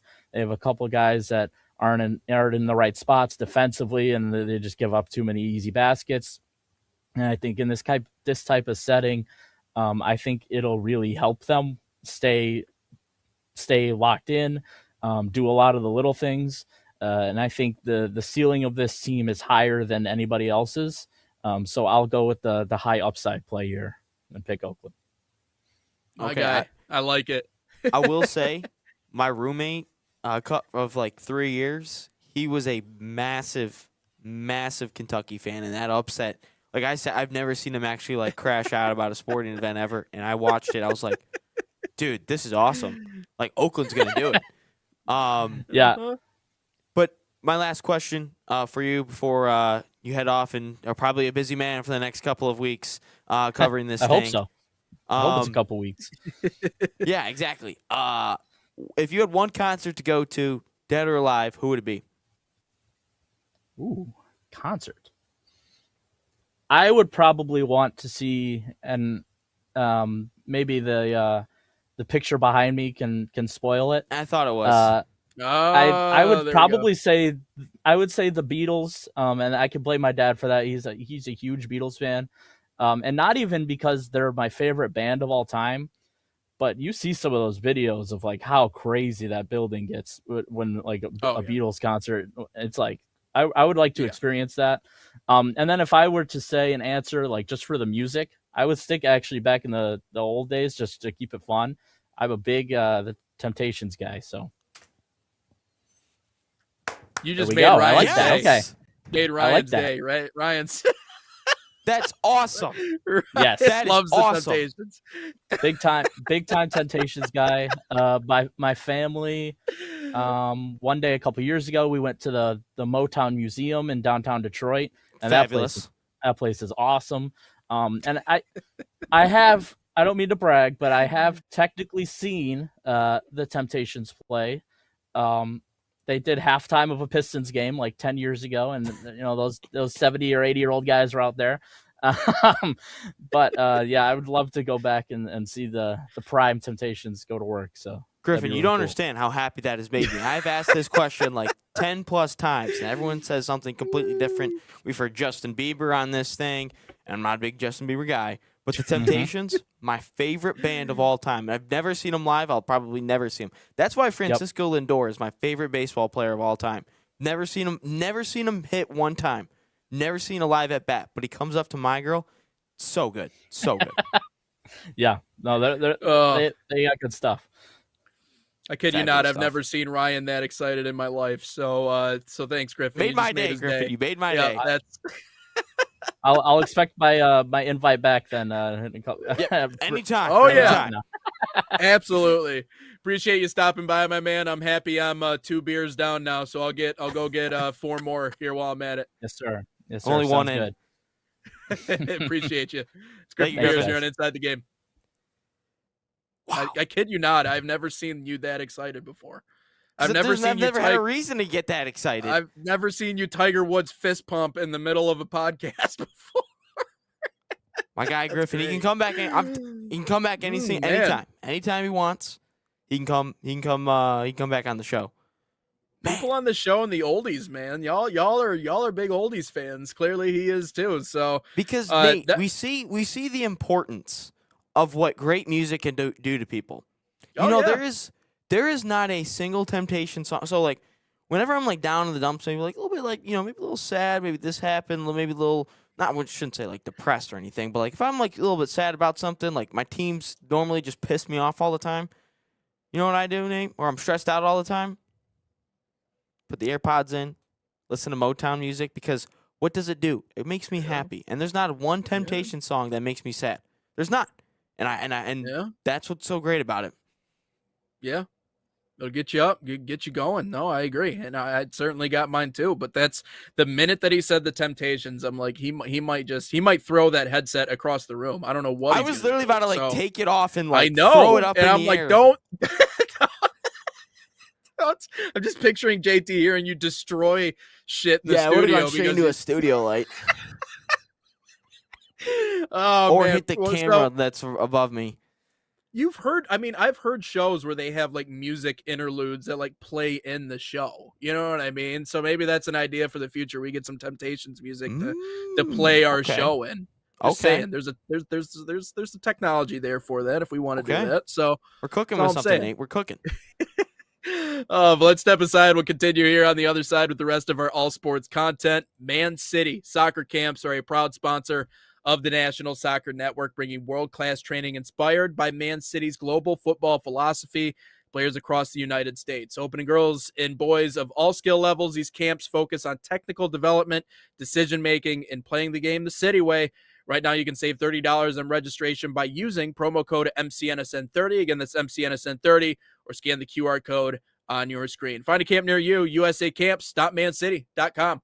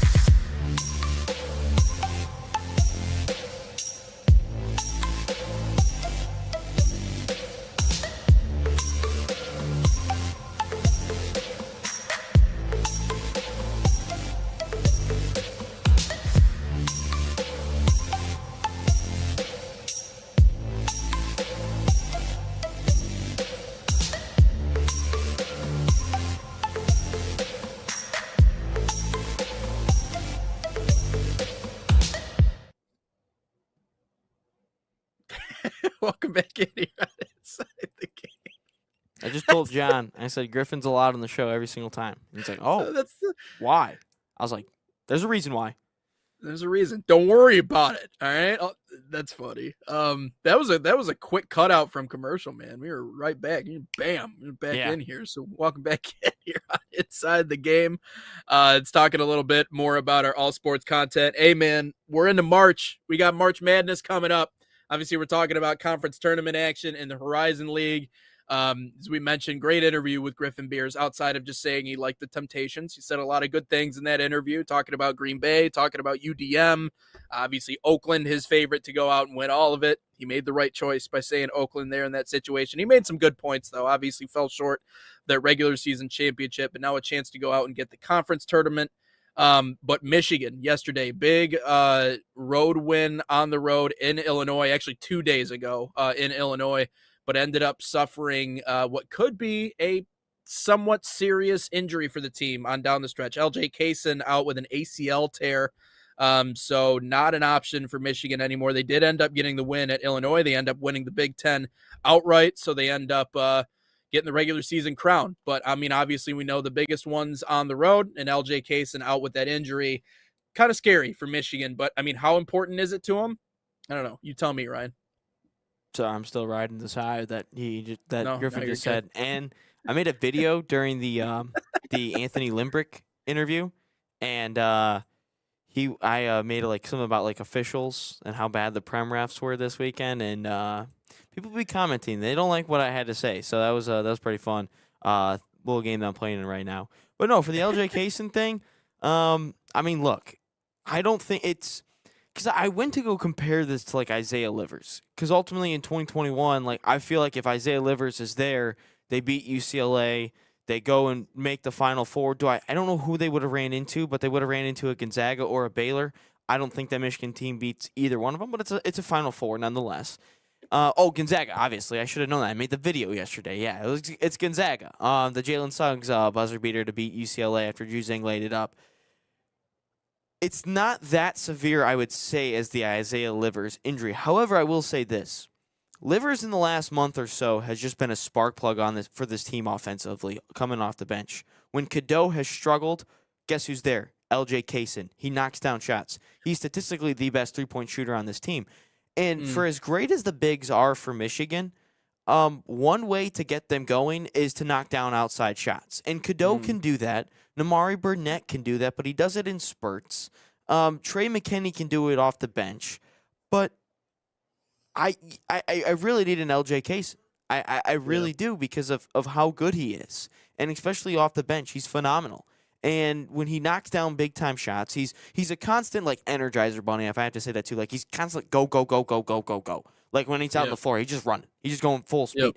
Do I think he makes dumb decisions a lot? Yeah. I do think there's some dumb spurts in there from LJ Kaysen, a lot of dumb passes, I would say, at least a couple times a game. But he's gonna grow. And especially I'm hoping that he's the point guard next year, depending on, all these decisions.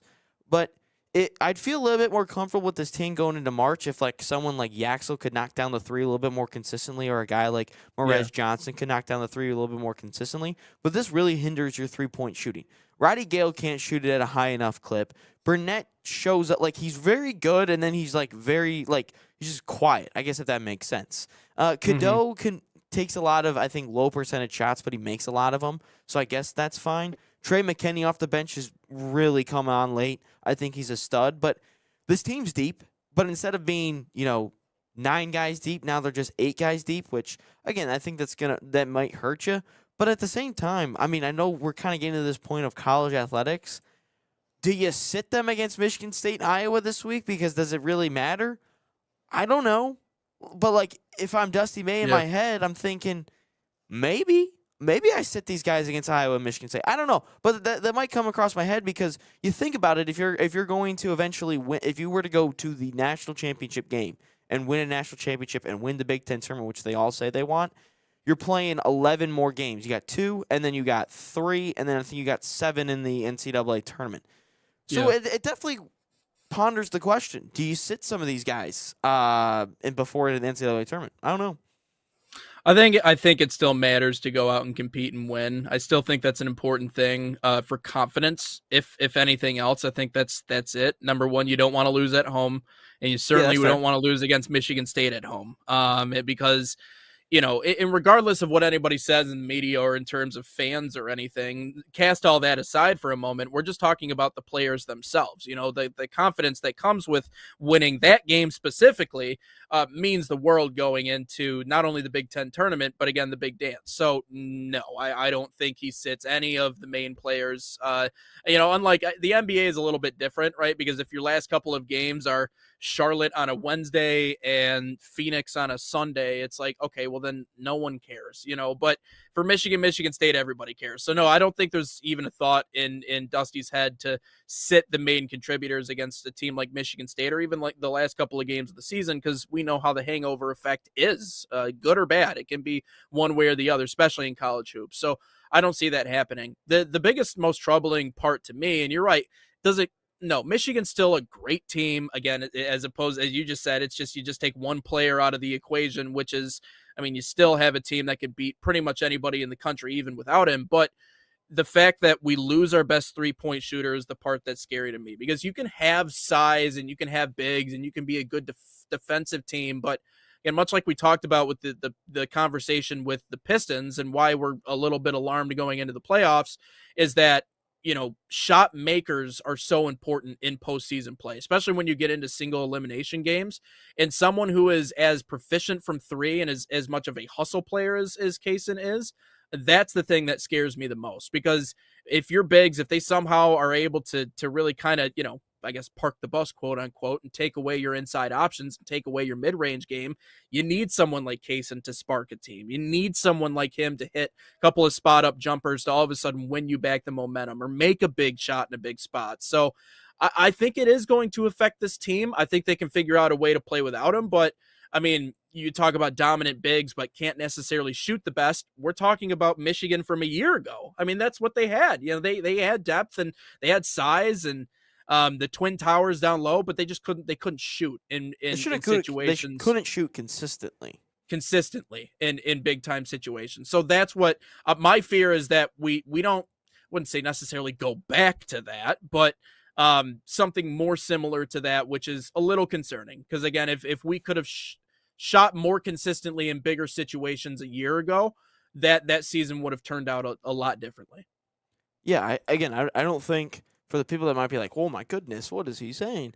I don't want to say, like, I don't want to sit here and be like, well, they might get upset in the first round or they might get upset in the second round. I don't think that at all. No. But there could be a game like a Northwestern game where nothing is going right at all. And then somehow you bring in LJ Kaysen off the bench and he's a spark plug and he made like 20 points or something like that. And him and Morez Johnson are cooking. And then I would feel a little bit more comfortable if a guy like Winters Grady was coming off the bench now in place of him, because he's a high three-point shooter guy, but he's out for the year. He was out in, I think, like December with a foot injury. So that's not good. But it's just like, we need, like, I want, like, this is the thing that always annoys me. This is what annoyed me about the Lions a couple years ago. When you go out of the playoffs in full strength, that's one thing. Like, I can live with that. But when I go out of the playoffs for a tournament for a team that I think could win a massive crown, and obviously I know injuries are a part of it. It's happened to many teams. It's not just the Lions a couple years ago or Michigan maybe this year. But I want to go out on full strength. I want to go out, knowing that everything is out there. So there's no like, well, he was hurt or he was out. And I don't want to sit back here in a couple of years and think, if Michigan doesn't make the Final Four, it's like, wow, they just didn't have all their pieces. This team is very capable of still winning a national championship without LJ Kaysen, but it becomes a little bit harder now because of how good he's been playing, which also gives me more hope that next year LJ Kaysen's going to be an absolute stud for Michigan. Like, he's going to be really good. But it just worries me a little bit now. Now it's like, I thought maybe Michigan of making the Final Four, I was at an all-time high in a confident level. I just am, because of what they did going into the Breslin Center, what they did going into Mackey, and what they did going into Champaign. But now I just feel a little bit like, maybe instead of a 10, I'm at like an 8 now, maybe, because of how good this kid has become and how good he is. I still think this team I still think this team is going to win out against Iowa and Michigan State. I still think they do. I think they're going to win a game or two. I think at a minimum they make the Big Ten tournament championship game, I think. And then in the tournament, I still think they're a Final Four team. But would I go as far as saying they're a national championship? You got to pause a little bit on that, I would say. Yeah, I mean, it all just comes down to good runs, right? And this is what are your run makers in the tournament? Obviously, we see this every single year. It's just shot makers. It comes down to guys specifically from the 3-point land that can consistently make their shots. And so that is the part that, again, and it was the thing that I immediately thought of yesterday, because I stopped over at the family and my dad was asking me about this, and I'm like, that's just the part, is that if he's our best 3-point option, or one of our best 3-point options, just a guy that can hurt you from the perimeter, that's what makes Michigan so difficult. It almost it harks back to what I remember. Obviously you heard Matt Painter and what he had to say about this Michigan team, but a lot of people drew comparisons to what PJ Fleck said about Michigan football in 2023. And both of those things that they said all revolved around the same thing. They're the biggest team. They're the fastest team. They're the strongest team. They're the deepest team. They have a guy for everything. right? They have the Swiss Army knife in Lindenborg, who can obviously do a little bit of everything. Obviously you did have CJ Kaysen who could hit, or LJ Kaysen, sorry, who could hit from all over the place. But you have guys in so many different spots who fill their role wonderfully. So that's the only thing. It's going to hurt them a little bit because they're losing out on one of their biggest shot makers. I don't know about shot creators, but he's a guy that if you find him on the perimeter, I imagine it would be similar to the Pistons losing someone like a Duncan Robinson, just a sharp shooter that you're like, it's going to be tough to get by and get those extra threes without him. But that doesn't take away from what the core and what the fabric of this Michigan team is. It is still very much in place. My only concern is now, if they don't beat Michigan State at home, does this create kind of a snowball effect, right? Because we already got one piece of bad news. Now we have to worry about taking on MSU at home. And this is an MSU team that's going to come in obviously with a chip on their shoulder. They're going to be pissed off because of what happened, obviously the last time we were at their place and all the expectations and the hype going into it. And obviously everything that was said after the fact and the Jeremy Fears antics and everything. So I think it's a little concerning, but am I hitting the self-destruct button on this Michigan basketball season? No, there's no part of me that's doing that, but obviously it's going to hurt a little bit for sure. Yeah, I still think this team is fully capable, but now it becomes a little bit harder. What you brought up a really good point about the PJ Fleck thing. Like, what makes this Michigan team so dangerous is because there's so many different guys out there. And what did that 2023 Michigan team have? Depth all over the place, guys, NFL guys all over the place, and they're just a great team from like their starters to their backups to some of their third stringers, and we've seen it in recent years how good some of them are. Did the coaching in recent years really do anything? No, but actually funny stuff I've been hearing about that. They're like out of Michigan football is like, wow, there's an adult in the room. They're taking accountability on their actions. They're not taking any shit anymore from people. I was like, that's weird how that all works. But no, I just think that now I'm still confident in them in beating Michigan State. I don't think Michigan State is all that good. They're this tough team. Like, they're really good. I think that they're just a bunch of guys that are coached by a really good coach and have haven't played a ton of tough teams recently. Purdue, sure, but I think Purdue's frauds who lost to Ohio State yesterday. Purdue sucks, man. They've always sucked. But no, I still think Michigan takes care of them, but it just like worries me like when you get to that game in the tournament, whether that's like the round of 16 or the Sweet 16 or like the Elite Eight, like before you get to the Final Four. I'm here. Instead of the Final Four, maybe you come into a bad shooting game like you did against the Northwestern. That's the only thing that worries me a little bit later on down the line. You be back? I'll be back.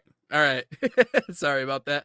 No, it's that, and that's exactly. I mean, it's another piece of the puzzle, right? And that's the part that, like, Dusty May, the way he constructed this roster, the way he constructed this team this year, there's someone for every spot, and they're the deepest team. And so when you just take one away from that, obviously it becomes a little concerning. It becomes something that certainly you think about, and you're like, it could affect this team, but we're gonna have to see obviously what it does for them against Michigan State. But moving on in our show, again, we got another interview coming up tomorrow. Wanted to thank once again Griffin Beers for stopping by here on Inside the Game. We will have Peter Luccin on tomorrow with Atletico Dallas again as we continue to ramp up to that season.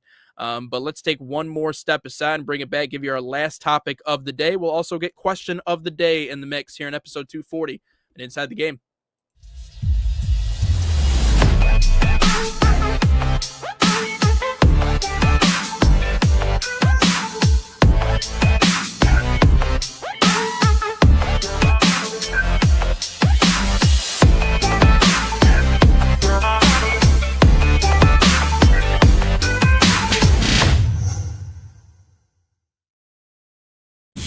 Experience the thrill of the game like never before with NSN's Game Rewind.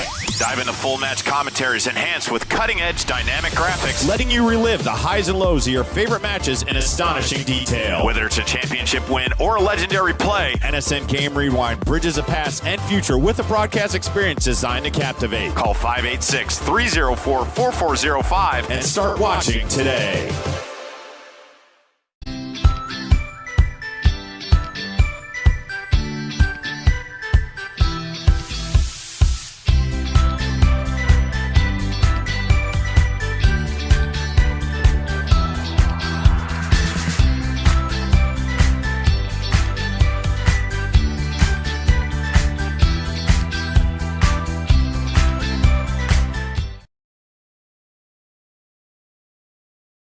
Back in live here on Inside the Game, getting into our final topic here today before we get to question of the day. Ryan, I know normally we don't talk a ton about hockey. It's not normally something that we focus on the show necessarily. I know we talked about USA v Canada and the gold medal game. I'm still watching the overtime video even all these days later. It just brings me so much joy. But there is the deadline coming up here very shortly in the National Hockey League, and obviously with the Red Wings being in the position that they are, the Yzer plan, is it finally panning out to where we want it to be? The question for the longest time when it came to Steve Yzerman was wait for the kids. We were just wait for the kids. Wait for the kids. It was the same mentality as oftentimes we've seen with the Tigers, and now I think maybe the fruits of those labors starting to show a little bit. However, 5-3-2 in their last 10 games. Might need to they got killed this weekend. Might need to make a few adjustments. They've heavily relied on obviously Dylan Larkin, Lucas Raymond, Mo Seider. Certainly use a little bit of juice though from the trade deadline. Obviously, the nice thing about the Wings' extended run at the bottom of the standings, they've built a robust prospect pipeline, and that's just because they've been so bad for so years. But I mean, I guess that's kind of what that happens when you are that bad for that amount of stretch. But I don't know, a couple of different targets. Austin Matthews. I that's what I'm starting to think too. And how they make it work, I don't know. All I'm saying though is Austin Matthews deserves to get out of Toronto. Like I just the treatment for someone like Austin Matthews, specifically after the Olympics. You know, Canadians, if you want to get mad at the guy for, you know, Ryan, I don't want to do politics on this show. So I'm just going to mention it. I'm not even going to talk about it. If you're mad about him for going to the White House, okay. Fine. I don't Who cares, I don't get honestly? it. Again, I'm not I know. I'm with you too. I don't want to get into this. Okay. I don't want to get into this because we could take an entire 2 hours by myself and rip into the hypocrisy from certain people that I've been seeing over that whole thing. So if you're mad at him about going to the White House, whatever, I can't change your mind on that. Okay. That's something. It is what it is. Life moves on. But I understand that Austin Matthews in this has choked away some big time opportunities. And obviously the joke that's followed the guy has been that he can't win in the big moments. So he finally did in the Olympics. Obviously, he wasn't the one that put in the game-winning goal, and he passed up what was a clear opportunity to score early in the game. But Austin Matthews was a big part of that team that went out and won a championship. And so the joke was, well, he finally did it. Couldn't do it in Toronto, but he finally did it. But Toronto, you don't need any help in that way. Your organization has been abysmal since the 50s. You haven't won a Stanley Cup since the original 6 teams. The entire 51st state of Canada has not seen a cup in my lifetime. So I don't think this really falls on Austin Matthews, the fact that your organization can't find a way to push through and get it done. In a classy gesture from you guys booing him in his first game back. I realize there's a little bit of that there with the USA and Canada, and I have to imagine that Austin Matthews fully expected to probably get booed when he came back in the building in Toronto, because that is if you talk about the mecca of basketball in the US being New York, the mecca of hockey in Canada is Toronto. Which is, again, ironic because, one team hasn't won a title since the 70s, the other one hasn't won a title since the 50s, but that's just kind of how it works, But the treatment that he's been getting in some of the articles that have been written about him, I mean, that would be another interesting topic on the show, is to just pull up all the different articles that have been written about Austin Matthews since returning to Toronto and just this and that and the other thing. I mean, to be honest with you, Ryan, if I was in his position, I would not want to play another day in that organization. But he's going to be out of there. His time is done. I feel like Detroit's the spot. That's what I'm saying. I like that you read my mind, Nate. I like that you read my mind. To be honest with you, I'm not a hockey elite, so I don't really know a whole lot. But I'll tell you this. I wouldn't mind him on the team. I mean, I don't know what we got to give up. I mean, we talked about a plethora of prospects. I'm not saying we got to break the bank for the guy, but I'm just saying, yeah. I mean, I wouldn't mind. I would like to see playoff hockey at LCA. I've seen playoff basketball. I would like to see playoff hockey. Granted, we didn't win any of those games at the LCA, but it's fine. It's fine. Yep. But I'm just saying, like I've seen a couple of, like, you gotta upgrade the blue line. I've seen a couple people say that, maybe get a couple defensemen or one or so, and then get a forward. I mean, everyone's talked about like Dylan Larkin, and I know the ticket always says like Larkin should be a second line center, and you need a first line center, and Austin Matthews would certainly fit that mold. Is Austin Matthews gonna like ultimately win us a championship just like that? No, he's not. But he's just under a point a game a player in the playoffs in his career. So I mean, no one on this team has points in the playoffs. So I mean, that's better than what we had previously. So no, I think that we need to, if you're Stevie Y, do something that most GMs in this town don't do. Be active at the deadline. Yeah. Improve the team. Don't just sit there like Brad Holmes. Don't just sit there like Trajan Langdon this deadline. Don't sit there like Scott Harris, who adds one arm to the bullpen that was actually good, and Finnegan. Don't do that. You know what, Stevie? Do something that you don't normally do. Go out there, add a defenseman, maybe add another forward. If you could get Austin Matthews, oh my goodness, Stevie. Yeah. Oh my goodness, that'd be so sick. But no, I would really like Austin Matthews. I think that'd be really good. Outside of his, his receding hairline, I think he's pretty good. It's it actually makes him more aerodynamic, believe it or not. Even though he's got a helmet on. Yeah, well, that's true. Think about that. But there's so many good trade prospects. And I mean, that's again part of being at the bottom of the league for so long is you're able to build up that pipeline. Sebastian Cossa.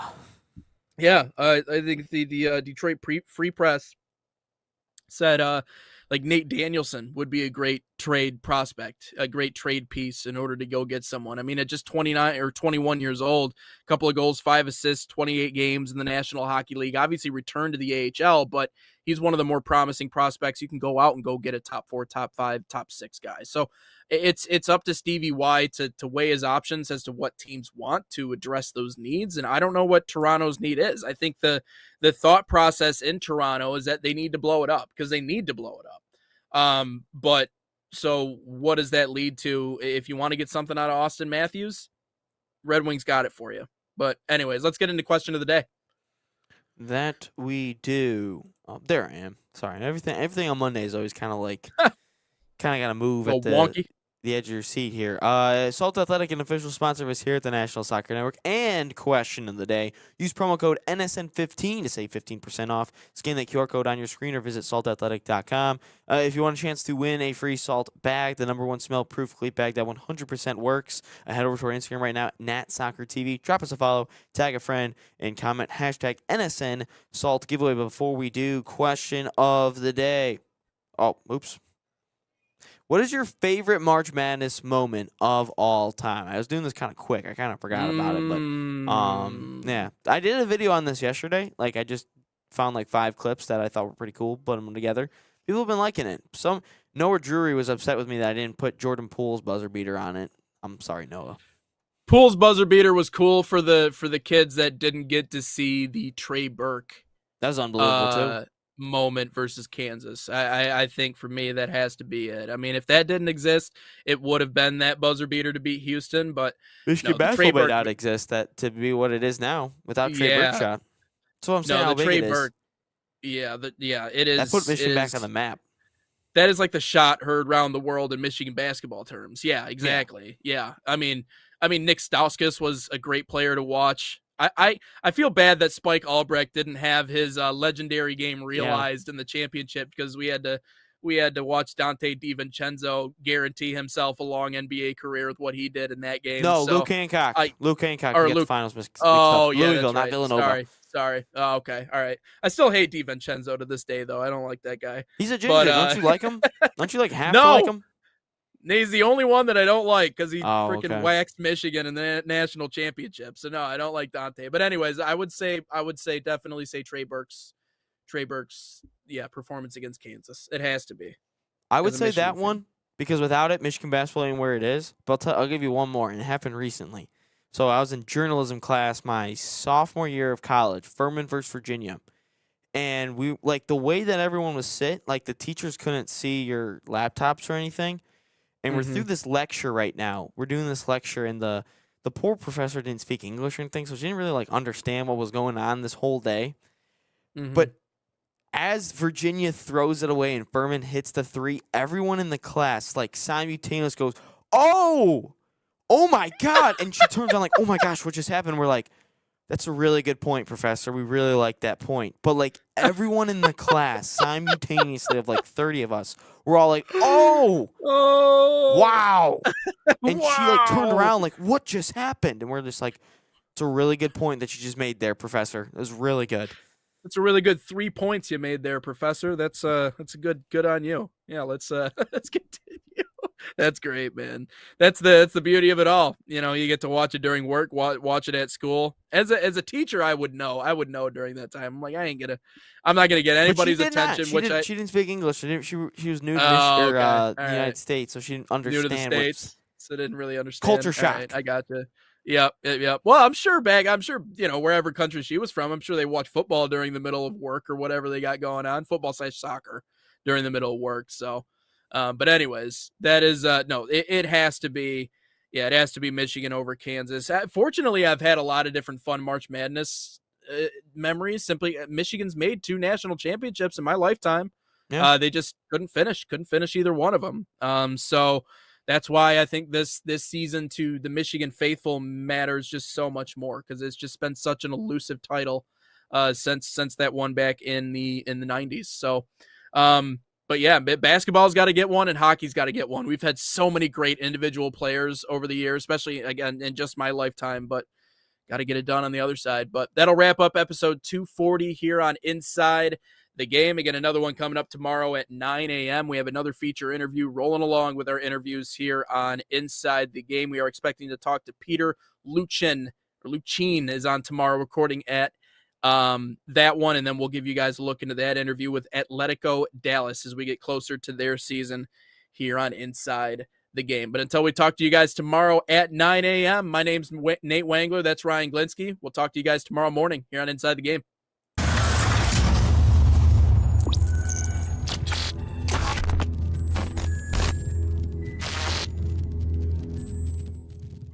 From the biggest matches to the hottest takes, Jonathan Turner and Nathan Wangler bring you the stories, the analysis, and the edge you won't get anywhere else. Streaming live weekdays at 9 a.m. on YouTube, Roku TV, Facebook, Twitter, and all major platforms. No filters, no fluff, just real